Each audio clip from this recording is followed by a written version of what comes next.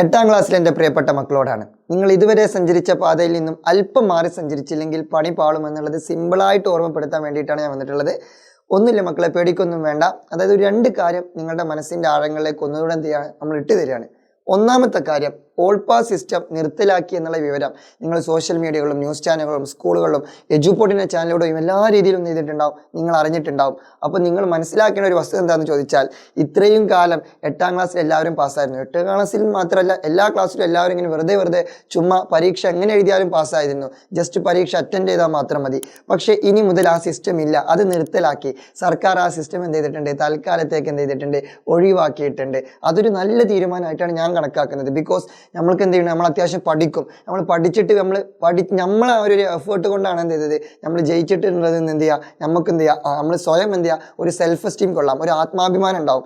മാത്രമല്ല നമ്മൾ വിദ്യാർത്ഥികൾ, നമ്മളെ സ്റ്റുഡൻസും നമ്മളടക്കമുള്ള എല്ലാവരും എന്ത് ചെയ്യാം, ഒന്നും കൂടി ബൂസ്റ്റ് ആവും, ഒന്നും കൂടി ഉഷാറാവും.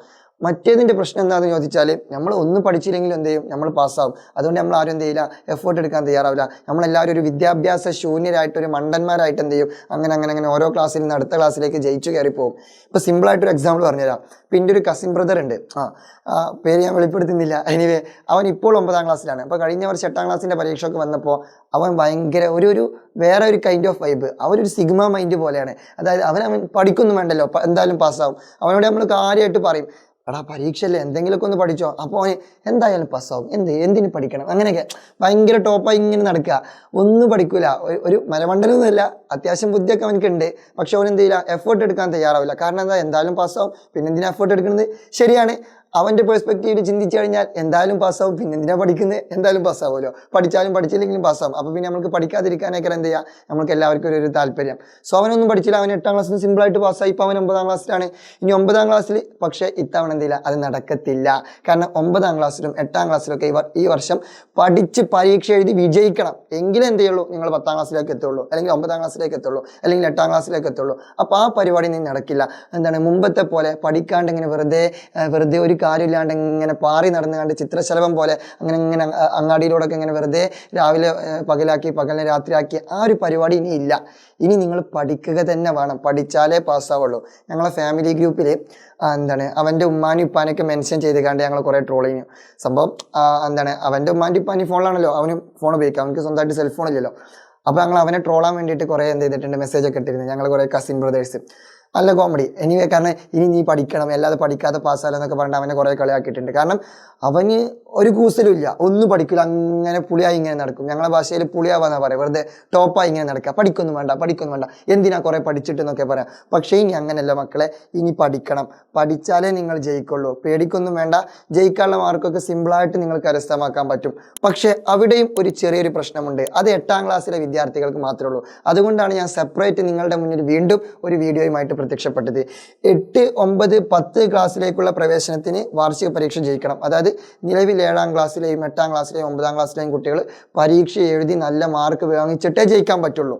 പക്ഷെ 8ാം ക്ലാസ്സിലെ വിദ്യാർത്ഥികൾ മാത്രം നേരിടാൻ പോകുന്ന മറ്റൊരു പ്രശ്നം എന്താണെന്ന് ചോദിച്ചാൽ, എഴുത്തു പരീക്ഷയിൽ 30% മാർക്ക് നിർബന്ധമാക്കിയിട്ടുണ്ട് സർക്കാർ. എഴുത്തു പരീക്ഷയിൽ സർക്കാർ എന്ത് ചെയ്തിട്ടുണ്ട്, 30% മാർക്ക് ഈ വർഷം മുതൽ നിർബന്ധമാക്കിയിട്ടുണ്ട്. അതെവിടെ മാത്രമേ ഉള്ളൂ, 8ാം ക്ലാസ്സിൽ മാത്രമേ അത് നിർബന്ധമാക്കിയിട്ടുള്ളൂ. അത് അടുത്ത വർഷമായിരിക്കും 9ാം ക്ലാസ്സിൽ. എന്ന് വെച്ചാൽ അടുത്ത വർഷം നിങ്ങൾ 9ാം ക്ലാസ്സിൽ എത്തുള്ളൂ. അപ്പോൾ അടുത്ത വർഷം നിങ്ങൾ 9ാം ക്ലാസ്സിൽ എത്തുമ്പോൾ സ്വാഭാവികമായിട്ടും അവിടെയും നിങ്ങൾ എന്ത് ചെയ്യേണ്ടി വരും, ഈ സിസ്റ്റം ഫോളോ ചെയ്യേണ്ടി വരും. പിന്നെ 2027 എന്ത് ചെയ്യുക, അത് 10ാം ക്ലാസ്സിൽ നടപ്പിലാക്കുക. അപ്പോൾ 2027 നിങ്ങൾ എവിടെയായിരിക്കും, 10ാം ക്ലാസ്സിലായിരിക്കും. അപ്പോൾ വീണ്ടും നിങ്ങൾ എന്ത് ചെയ്യും, ആ സിസ്റ്റത്തോട് അഡാപ്റ്റ് ചെയ്യേണ്ടി വരും. എന്ന് വെച്ചാൽ സിമ്പിളായിട്ട് പറയുകയാണെന്നുണ്ടെങ്കിൽ നിങ്ങൾക്ക് 30% മാർക്ക് നിങ്ങൾ എഴുതി പാസ്സാവണം. സി മാർക്ക് എന്ന് പറയുന്ന സാധനം സെപ്പറേറ്റ് ആണ് കൂട്ടുക. അതിൻ്റെ ഒരു വീഡിയോ നമ്മൾ എജുപോർട്ടിൻ്റെ യൂട്യൂബ് ചാനൽ എന്ത് ചെയ്തിട്ടുണ്ട്, നമ്മൾ സെപ്പറേറ്റ് ആണ് ചെയ്ത് വെച്ചിട്ടുണ്ട്. നിങ്ങൾ എന്ത് ചെയ്യുക, ജസ്റ്റ് അതൊന്ന് സെർച്ച് ചെയ്ത് നോക്കുക. 2-3 ദിവസം മുമ്പ് ചെയ്തു വെച്ച വീഡിയോ ആണ്. ജസ്റ്റ് അതും കൂടി ഒന്ന് കാണണം എന്ന് ഞാൻ ഓർമ്മപ്പെടുത്തുന്നു. അപ്പോൾ നിങ്ങൾ എന്ത് ചെയ്യണം, എഴുത്തു പരീക്ഷയിൽ തന്നെ എന്ത് ചെയ്യണം, 30 മാർക്ക് വാങ്ങിക്കണം. 30% മാർക്ക്, അത് ഡിഫറെൻ്റ് ആയിരിക്കും. 40 പരീക്ഷൻ്റെ ഒരു ക്വസ്റ്റ്യൻ പേപ്പർ ആണെന്നുണ്ടെങ്കിൽ അതിൽ ഏകദേശം 15 മാർക്ക് എങ്ങാണ്ട് എന്ത് ചെയ്യണം, നിങ്ങൾ എഴുത്തു പരീക്ഷയിൽ എഴുതി വാങ്ങിക്കണം. അപ്പോൾ അത് ഇമ്പോർട്ടൻ്റ് ആണ്. ഞാൻ വീണ്ടും പറയുന്നു, അത് 8ാം ക്ലാസ്സിൽ മാത്രമേ ഈ വർഷം നടപ്പിലാക്കുന്നുള്ളൂ.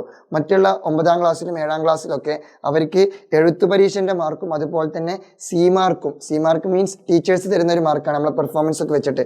അതെല്ലാവർക്കും 10ൽ 10 തരും, അത് എന്തായാലും തരും. അത് നിങ്ങൾ പേടിക്കേണ്ട, അതിനെക്കുറിച്ച് നിങ്ങൾ ബേജാറാവേണ്ട ആവശ്യമില്ല. ബേജാറാവേണ്ട കോയ എന്നൊക്കെ പറയും നമ്മുടെ നാട്ടിൽ. അതിനെക്കുറിച്ച് നിങ്ങൾ ടെൻഷൻ അടിക്കേണ്ട ആവശ്യമില്ല, അത് നിങ്ങൾക്ക് എന്തായാലും കിട്ടും. പക്ഷേ 8ാം ക്ലാസ്സിലെ വിദ്യാർത്ഥികളെ സംബന്ധിച്ച് അത് കിട്ടിയാലും കാര്യമില്ല. അത് നിങ്ങൾക്ക് 10ൽ 10, 10ൽ 1, 10ൽ 0 അതെന്തോ ആവട്ടെ, അതിനിവിടെ യാതൊരുവിധ സ്കോപ്പില്ല. എഴുത്ത് പരീക്ഷയിൽ നിങ്ങൾ എന്ത് വാങ്ങിക്കണം? 30% മാർക്ക് സെപ്പറേറ്റ് വാങ്ങിക്കുക തന്നെ വേണം. അപ്പോൾ അത് നിർബന്ധമാണ്. അപ്പോൾ സ്വാഭാവികമായിട്ടും നിങ്ങളുടെ മുന്നിൽ 2 കടമ്പയാണ്. ഒന്ന്, ഓൾ പാസ് സിസ്റ്റം നിർത്തലാക്കിയിട്ടുണ്ട്, അത് 8ാം ക്ലാസ്സിലും ബാധകമാണ്. രണ്ടാമത്, എഴുത്ത് പരീക്ഷയിൽ നിങ്ങൾ എത്ര ശതമാനം മാർക്ക് വാങ്ങിക്കണം? 30% മാർക്ക് വാങ്ങിക്കണം. So this is a big thing. അതുകൊണ്ട് നിങ്ങൾ എന്ത് ചെയ്യണം? കറക്റ്റായിട്ട് ഇനി മുതലെങ്കിലും എന്ത് ചെയ്യണം? ഒന്ന് സ്ട്രക്ചറായിട്ട് പഠിക്കണം. അപ്പോൾ ഇത്രയും കാലം നിങ്ങൾ ഭയങ്കര ജാളി മൈൻഡേക്കാരം, ഭയങ്കര കൂൾ മൈൻഡേക്കാരം. പക്ഷെ ആ കൂൾ മൈൻഡിൽ നിന്ന് ജസ്റ്റ് ഒരു സിമ്പിൾ, കുറച്ചൊരു തുള്ളി, ഒരു പൊടിക്ക് എന്നൊക്കെ പറയും, ഒരു ചെറിയൊരു ചേഞ്ച് എന്ത് ചെയ്യണം? നിങ്ങൾ വരുത്തേണ്ടത് മസ്റ്റാണ്. എന്ന് കരുതിയിട്ട് നിങ്ങൾ ഓവറായിട്ട് ടെൻഷൻ അടിച്ച്, ഓ സാർ ഞങ്ങൾ പ്രശ്നത്തിലാണ്, ആകെ പ്രശ്നം, അങ്ങനെയൊന്നുമില്ല. സിമ്പിളായിട്ട് ചെറിയ കുഞ്ഞു മാറ്റങ്ങൾ വരുത്തുക. നിങ്ങൾക്ക് ഞാനൊരു സന്തോഷ വാർത്ത കൂടി പറഞ്ഞു തരാം. ഈ വർഷം 8ാം ക്ലാസ്സിൽ പുസ്തകം മാറിയിട്ടില്ല. 8ാം ക്ലാസ്സിൽ അടുത്ത വർഷം പുസ്തകം മാറുള്ളൂ. അപ്പോൾ ഇത്രയും കാലം പഠിപ്പിച്ച പുസ്തകം തന്നെയാണ് എന്ത് ചെയ്യുക? നിങ്ങൾ ഈ വർഷവും പഠിപ്പിക്കുക. അപ്പോൾ ഓൾറെഡി നിങ്ങൾ പഠിച്ചുകൊണ്ടിരിക്കുന്നുണ്ട്. അപ്പോൾ ഒരുപാട് പ്രീവിയസ് ഇയർ ക്വസ്റ്റ്യൻ പേപ്പേഴ്സ് ഉണ്ടാവും.